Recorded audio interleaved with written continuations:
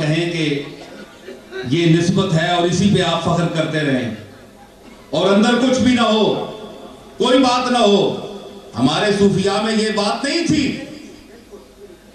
میاں فضل صاحب، یہ ان کا مزار سامنے ہے اور میں یہ محسوس کرتا ہوں، اور قرآن و سنت کے حوالے سے اس پر اگر مجھ سے کوئی بات بھی کرے گا تو میں بات کرنے کے لیے بھی تیار ہوں. اللہ تعالیٰ اپنی قدرت سے کاملہ سے ان کو سنواتا ہے. براہ راست کوئی نہیں سن سکتا، اللہ سنواتا ہے. تو اللہ سنوائے تو آپ کو یا مجھے اعتراض تو نہیں ہونا چاہیے نا. دیکھیں نا، آپ سب لوگ کسی کے گھر جائیں تو اس کو پتہ ہی نہ ہو کون آیا ہے، تو وہاں جانے سے کیا فائدہ؟ بھائی اگر مٹی کا ڈھیر ہے تو یہ پھر اندھیر ہے کہ ہم یہاں کیوں آئے ہیں.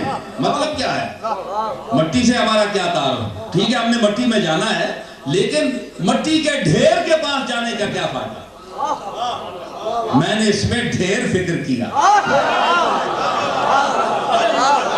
لیکن پتہ یہ چلا کہ جو ایسے لوگ ہوتے ہیں جو مجسمہ درد و گزاد ہوتے ہیں،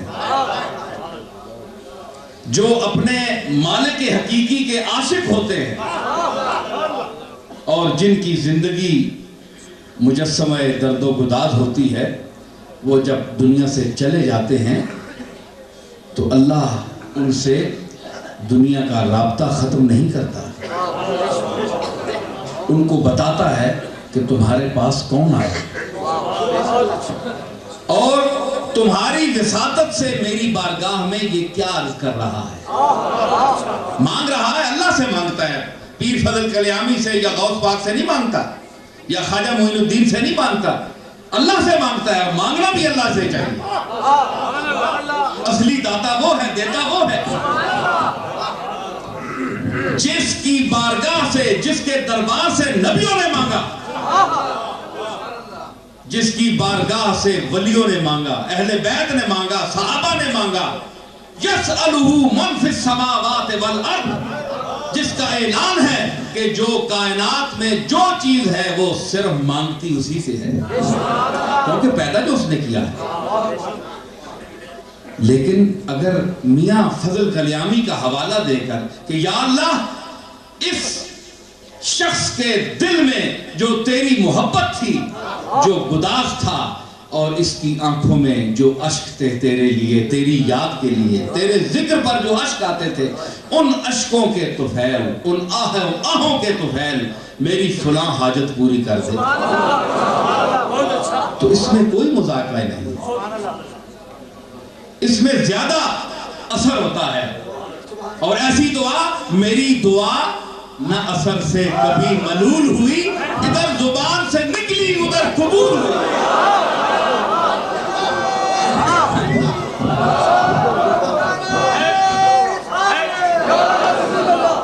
پنجابی کا جھٹکا بھی دوں گا، لیکن بعض کل وزیرستان کے لوگ آئے تھے پٹھان، تو انہوں نے کہا کہ ہم بھی سننا چاہتے ہیں لیکن ہمیں پنجابی سمجھ نہیں آتی، آپ اردو میں بولا کریں. اس لیے بھی میں، لیکن پنجابی کو بھی 2-4 منٹ لاؤں گا میں. تو میں یہ عرض کر رہا تھا کہ اس حوالے سے جو بات ہوتی ہے اس میں ایک لطف پیدا ہوتا ہے، کیونکہ وہ اللہ کا مقبول ہے تو اللہ اپنے مقبول کی طرف زیادہ توجہ فرماتا ہے. تو میاں سائیں میرا بخش صاحب صرف سجادہ نشین نہیں تھے، ان میں جو انسانیت تھی، سب سے بڑی چیز انسانیت ہے. اگر انسان سجادہ نشین بن جائے، پیر بن جائے، علامہ بن جائے، لیڈر بن جائے، دنیا دار بن جائے، ناظم بن جائے یا حازم بن جائے، کیونکہ کچھ ناظم ہوتے ہیں اور کچھ حازم ہوتے ہیں. ہاں، ناظم بن جائے، دنیا دار بن جائے، دیندار بن جائے، پیر بن جائے، کچھ بن جائے، لیکن اگر وہ انسان نہ بنے تو کیا فائدہ؟ افضل چیز انسانیت ہے. پہلے انسان بنو پھر جو مرضی بنو. اگر تم میں انسانیت ہی نہیں ہے تو پیر بننے سے کیا فائدہ؟ سجادہ نشین بننے سے کیا فائدہ؟ صاحبزادہ بننے، پیرزادہ بننے سے کیا فائدہ؟ علامہ یا علامہ زادہ بننے سے کیا فائدہ؟ کسی بہت بڑا بادشاہ بننے سے کیا فائدہ؟ کوئی عہدہ فائدہ نہیں دیتا جب تک انسان نہ بنے. اور میں یہ سمجھتا ہوں کہ ان میں انسانیت اتنی تھی کہ مختصر سی ملاقاتیں رہیں، لیکن جو محبت، نیاز اور ادب اور ایثار جو ان کے قریب رہنے والے ہیں وہ لوگ جانتے ہیں اور میں بھی سمجھتا ہوں. تو اصل میں ان لوگوں کو سجادہ نشین سمجھتا ہوں جو اپنے اسلاف کے اخلاق اور ان کے اطوار کے وارث ہیں.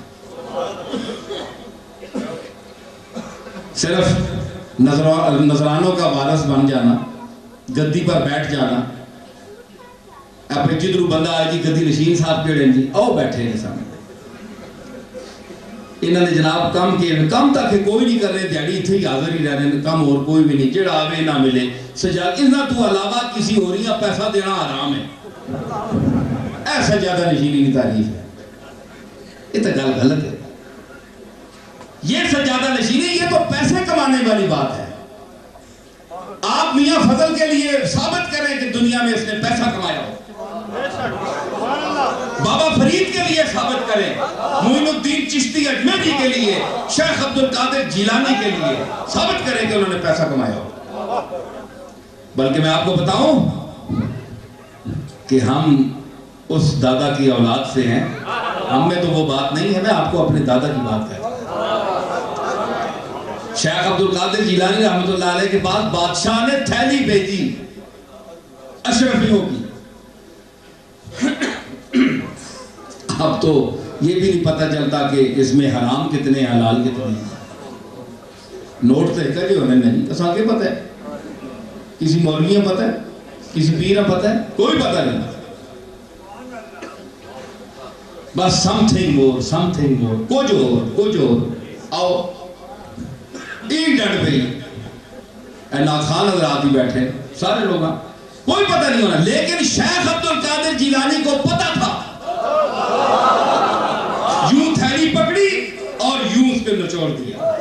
کہنے لگے مستنجد باللہ سے کہنا کہ یہ غریبوں کا مال ناجائز طور پر لوٹ کر میرے لنگر کے لیے نذرانہ بھیجا ہے. دیکھو یہ خون بہ گیا ہے، یہ غریبوں کا خون چوس کر تم نے یہاں بھیجا.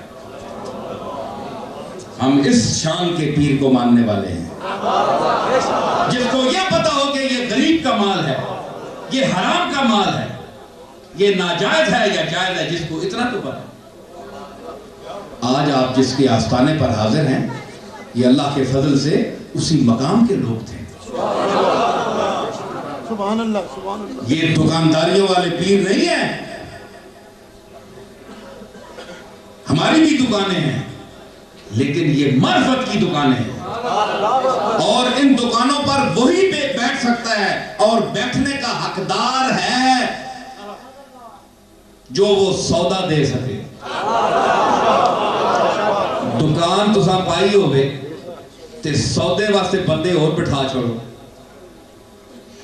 سودا آپ دیو اکھنے جی اسی ذرا شرم آنی ہے، اسی طبیعت نے خلاف ہے. وہ سودے دینے رہنے ہوتے ہیں، پیو دا دے بھی سودا دے یہ سودا بھی دیو جڑا میں دے رہا. یہ بھی لنگر ہے، لنگر ہے کہ نہیں؟ ذہن دماغ پیر ہے کہ نہیں؟ آپ کے ذہن میں یہ باتیں پہنچ رہی ہیں کہ نہیں؟ یہ لنگر ہے. یہ وہ لنگر ہے جو قبلی والے نے تقسیم کیا. مجھے آپ بتائیں کہ قبلی والے سے بڑھ کر کوئی دنیا میں دروازہ ہے؟ نہیں. اللہ کے بعد سب سے بڑا دروازہ کائنات میں، اور اس دربار میں کوئی لنگر نہیں تھا، کوئی دیگ نہیں پکتی تھی، کوئی 10,000 50,000 لاکھ کوئی آدمی نہیں آتے تھے جن کو کھانا باقاعدہ بٹھا کر کھلایا جاتا، بلکہ 7 دن بھوکے صحابہ. یہ وہ لنگر، میں اس لنگر کی بات کر رہا ہوں. تو کملی والے نے کون سا لنگر کھلایا صحابہ کو؟ یہ وہ لنگر ہے جو آپ اہل حق علماء جو ہیں، اچھے علماء، صحیح علماء، ان سے جو آپ سنتے ہیں. یہ صوفیاء ہیں جنہوں نے درد و گداز کا لنگر آپ کو، کہ مرنے کے بعد ایک وقت گزرنے کے بعد بھی آپ ان کے آستانوں پر حاضر ہیں. سبحان اللہ. اور آج بھی آپ کو کچھ یہاں سے ملتا ہے. اگر آپ ان کا وہ لنگر یہاں کھانے نہیں آتے تو آپ کے آنے کا یہاں کوئی فائدہ نہیں ہے. یہ جو آپ لنگر روٹی کے انداز سے میں کھاتے ہیں، یہ تو آپ کو اللہ گھر بھی دیتا ہے. اللہ نے اپنا لنگر کھول رکھا ہے. کیا آپ کا لنگر ہے تو اللہ کا لنگر نہیں ہے؟ چناخ پہن خانے کرم گوست رد، چنا پہن خانے کرم گوست رد، کسی مرغ در قاف قسمت خورد. ساتھی کیا کہتے ہیں؟ اس کا اتنا وسیع دسترخوان ہے کہ سیمرغ کو قاف میں بیٹھ کر اپنا رزق کھا رہا. آپ کے لنگر ہے تو اللہ کا لنگر نہیں ہے. یہ جو آپ کو گھروں میں مل رہا ہے، حشرات الارض کو، ہر ذی روح چیز کو اپنے گھر میں بیٹھے بیٹھے مل رہا ہے، یہ اللہ کا لنگر ہے. یہ تو آپ کو گھر میں بھی ملتا ہے. آپ ان داتا صاحب کے دربار میں چاول کھانے کے لیے جاتے ہیں،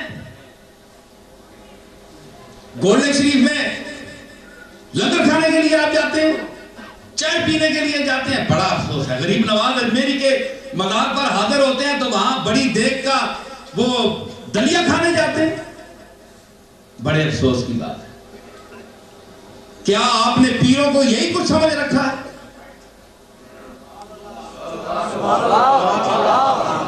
آپ تو پھر اپنے پیٹ کے بھوکے ہیں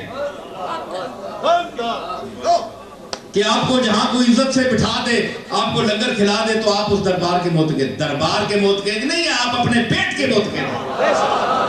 آپ اپنی عزت چاہتے ہیں.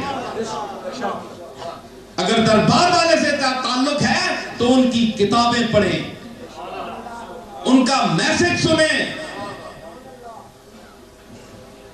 اگر اپنی تعلیم نہیں ہے تو اہل علم سے پوچھیں کہ اس نے کیا کہا ہے، اس کا کیا طریقہ تھا. یہ دربار والوں سے تعلق ہے. یہ جتنی اکثریت درباروں میں جاتی ہے تو یہ صاحبزادوں سے تعارف پیدا کرتے ہیں دنیا کے کام نکلوانے کے لیے. ہمارے باپ دادوں کے لیے کوئی نہیں جاتا. پیر میر علی شاہ صاحب فرماتے تھے، میں نے اپنے دادا سے سنا ہے، کہتے تھے کہ زندگی بھر میں مجھے میرے پاس 2 آدمی آئے، پیر میر علی شاہ صاحب کہہ رہے ہیں، کہ جنہوں نے مجھ سے اللہ کا راستہ پوچھا. 2 آدمی. تو اللہ کا راستہ پوچھنے کے لیے، یہ اللہ کے راستے بتانے والے لوگ ہیں، آپ یہاں بیٹھے ہوئے ہیں. تو اب آپ ان کی تعلیمات پر چلیں.